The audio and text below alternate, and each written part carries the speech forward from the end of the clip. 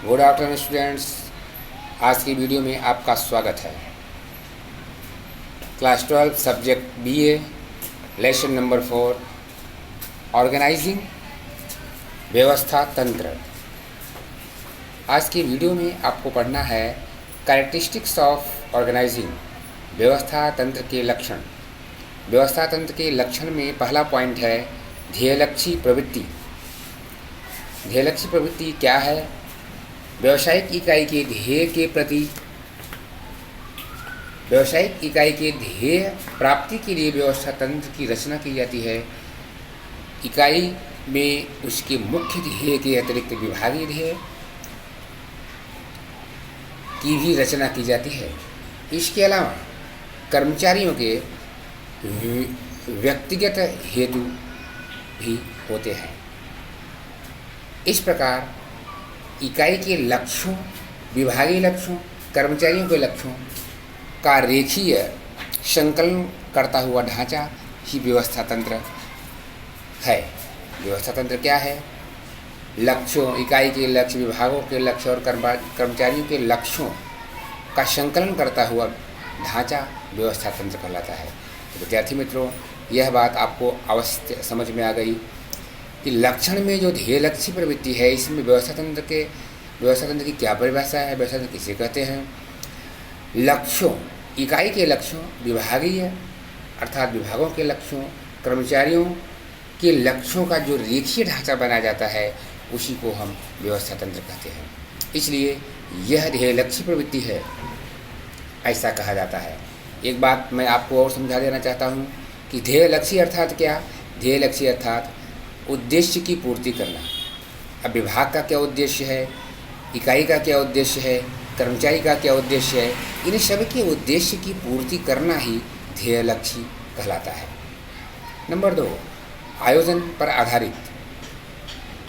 आयोजन द्वारा सुनिश्चित किए गए ध्येय के आधार पर इसकी रचना होती है। इसलिए व्यवस्था तंत्र की रचना करने से पूर्व आयोजन होना अनिवार्य है। भविष्य में अमल की जाने वाली योजना के आधार पर ही इकाई के ढांचे का निर्माण होता है।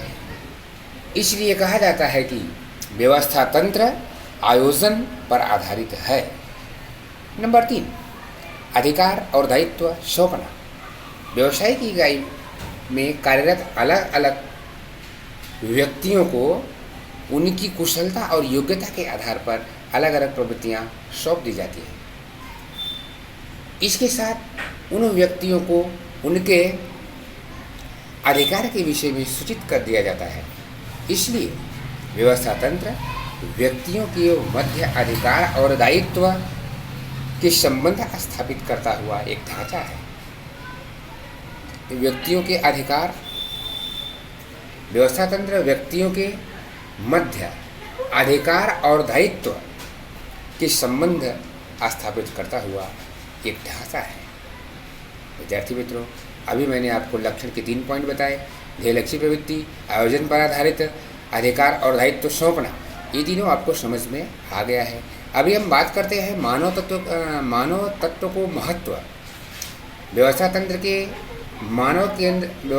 मानव केंद्र स्थान पर होता है।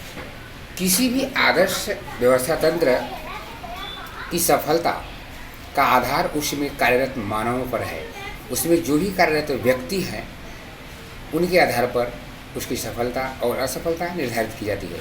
इसलिए प्रभावशाली व्यवस्था तंत्र की स्थापना के लिए प्रभावशाली मानवीय संबंध स्थापित करने बहुत ही आवश्यक है। 5 नंबर, परिवर्तनशीलता। एक बार व्यवस्था तंत्र की रचना होने के बाद उसमें परिवर्तन के लिए स्थान है। परिवर्तित होते संयोगों और परिस्थिति के अनुसार व्यवस्था तंत्र में अनुकूलन परिवर्तन किए जा सकते हैं। नवीन टेक्नोलॉजी अमल में आए, नवीन संशोधन हो, व्यावसायिक पर्यावरण में परिवर्तन हो, तब व्यवस्था तंत्र में आवश्यक परिवर्तन किए जा सकते हैं। कहने का तात्पर्य है विद्यार्थी मित्रों, जो भी व्यवस्था तंत्र बना हुआ है वह परिवर्तनशील होना चाहिए। नई नई टेक्नोलॉजी के आधार पर या नए नए परिवर्तन होते हैं विकास के क्षेत्र में, उसके आधार पर व्यवस्था तंत्र में भी परिवर्तन अपने आप हो जाता है। नंबर 6, आंतर संबंधों की स्थापना व्यवस्था तंत्र कार्य पदों का या विभागों के मध्य आंतर संबंधों की स्थापना करता है। यह एक कार्य का दूसरे कार्य के साथ इस प्रकार एक विभाग का दूसरे विभाग के साथ संबंधों की स्पष्टता करता है। तो विद्यार्थी मित्रों, व्यवस्था तंत्र जो है वह आंतरिक संबंधों को मजबूत बनाता है और उन संबंध को स्पष्ट रूप से निर्देशित करता है। नंबर 7, निरीक्षण और नियंत्रण। निरीक्षण, नियंत्रण और संकलन व्यवस्था तंत्र की मूलभूत आवश्यकताएं हैं। व्यवस्था तंत्र की 3 मूलभूत आवश्यकताएं हैं: निरीक्षण, नियंत्रण और संकलन। क्या कर्मचारी सौंपे गए कार्य को अपने अधिकार और दायित्व के अनुसार करता है? इस संबंधी निरीक्षण और नियंत्रण की व्यवस्था तंत्र में होती है। नंबर 8, सामूहिक प्रवृत्ति। व्यवस्था तंत्र में अनेक व्यक्ति लक्ष्य प्राप्ति के लिए प्रयत्नशील होते हैं और व्यक्तियों के इन प्रयत्नों को व्यवस्था तंत्र उचित ढांचा प्रदान करता है जिसके द्वारा सामूहिक सहयोग और लक्ष्य की प्राप्ति की दिशा की ओर जाया जा सकता है।